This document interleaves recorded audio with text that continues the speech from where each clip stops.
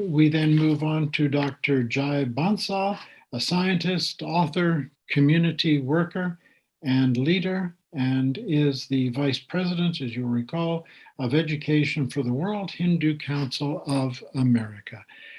Jai, it is our pleasure to receive you to this virtual podium as our next speaker.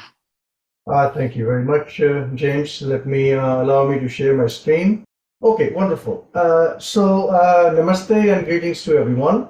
It is really an honor to be speaking to you from this wonderful and important platform, for which I deeply thank the organization and the organizers of this forum. Here is a little bit of information about me. My contact information is here if anyone wants to connect with me and have conversation about issues of common interest. Feel free to do so. I really want to get to the context of my conversation. So as our first panelist has eminently pointed out, Hindus and Hinduism itself are under a sustained and organized attack from many different directions. Be it the academia, be it the entertainment industry, the news media, social media, or these organized syndicates. The attitudes that are being reflected in these attacks actually were formed and promulgated during the 1,000-year history of colonization of India. So it becomes necessary for us to, peek into that history a little bit, which is what I'm planning to do in the next few minutes. Okay, so this is a very high-level timeline of India's colonization history. You see, we are a civilization that goes back many thousands of years. We are a civilization that was knowledge-based and has made many seminal contributions to the world at large, be it in the area of philosophy, in mind sciences, in spirituality, in mathematics, cosmology, and so on and so forth, and yes, even human sexuality. But, after a long period of prosperity and relative peace, we experienced two bouts of colonization. The first one, the Islamic colonization, and second one, the British colonization. Now, both were very brutal and both were extremely disruptive to our social order.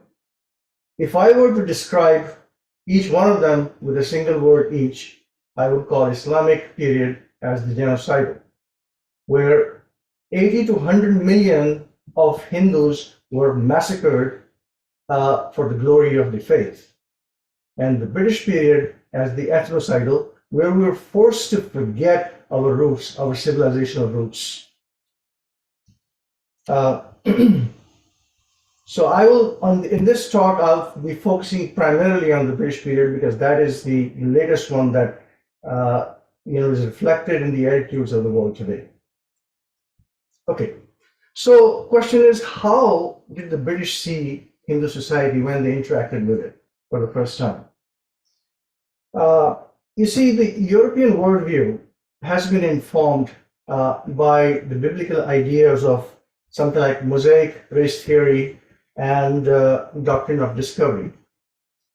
Now, these ideas informed the Europeans that they were a superior race by divine will, and therefore they were entitled to dispossess other races and force them into servitude.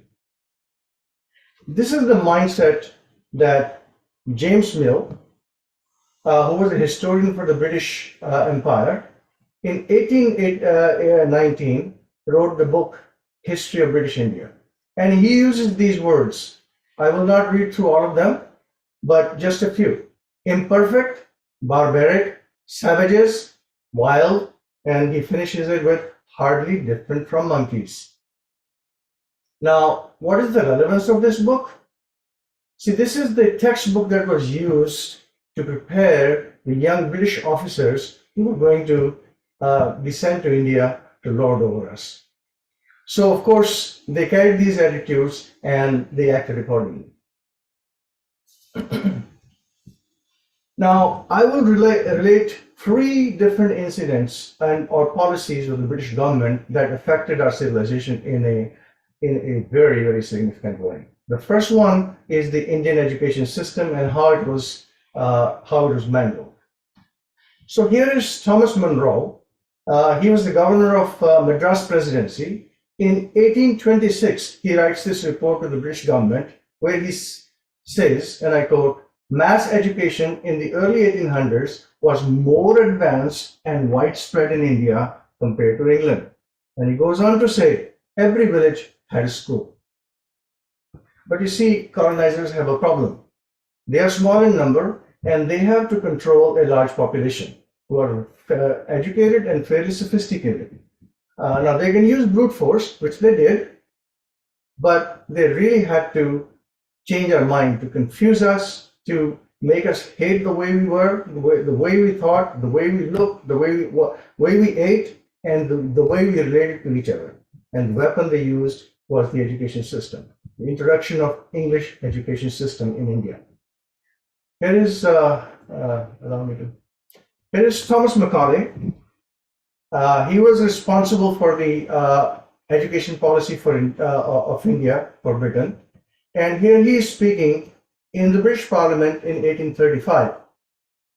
Remember, a few years earlier, James Monroe had been singing praises of the Indian education system. And here he is looking to introduce English education. Why? Because to form a class of persons, Indian in blood and color, but English in taste, in opinions, in morals, and in intellect.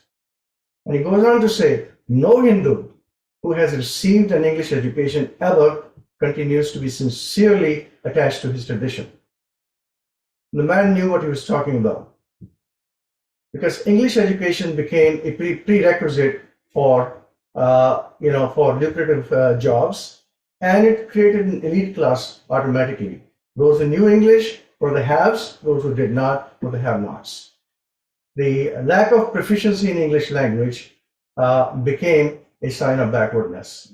And those attitudes, unfortunately, continue today, even in the Indian society.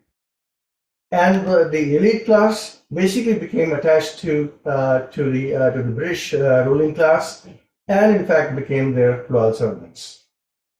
Even today, they can be counted upon to carry on the narrative against the Hindu society because they got this really uprooted from their tradition.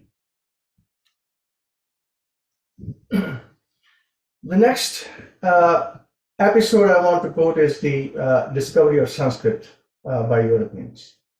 So many European scholars were studying Sanskrit in the late 18th century, and William Jones was among the first ones who gained proficiency in this language, and he discovered its inner beauty. In 1784, he publishes this paper that became very popular, and he writes, "The Sanskrit language is more perfect than the Greek, more copious than the Latin, and more exquisitely refined than either." So the attitude of the European Indologists is, well, these dark, backward heathens certainly could not have developed it. Let's find out who gave it to them. And they came up with these, ideas, the Aryan race theory and the Aryan invasion theory. What is this theory? They imagined a superior race called Aryan race, who came somewhere from Eastern Europe. They were white. They spoke Sanskrit. Part of them went to India, invaded India, pushed the locals, the backward locals to southern India, and mixed in with the tribal people and became what they became. And the other part came to Europe, and they were pure blood. They settled in Germany. Now, I would not litigate the validity of these ideas, but I think most of us know how these theories were used by a madman in the 20th century, Hitler, weaponized against the Jewish and the Roma people with devastating effect. However, most people do not know how it caused major dislocation to our civilizational history. It dissociated us from our ancestral language, our scriptural language, Sanskrit. Our opinions about Sanskrit no longer mattered. We were dissociated from the land of our ancestors, India, because, well, it had been invaded many times before, therefore it was okay for the colonizers to occupy it and continue to do so. And many other Dr. ways.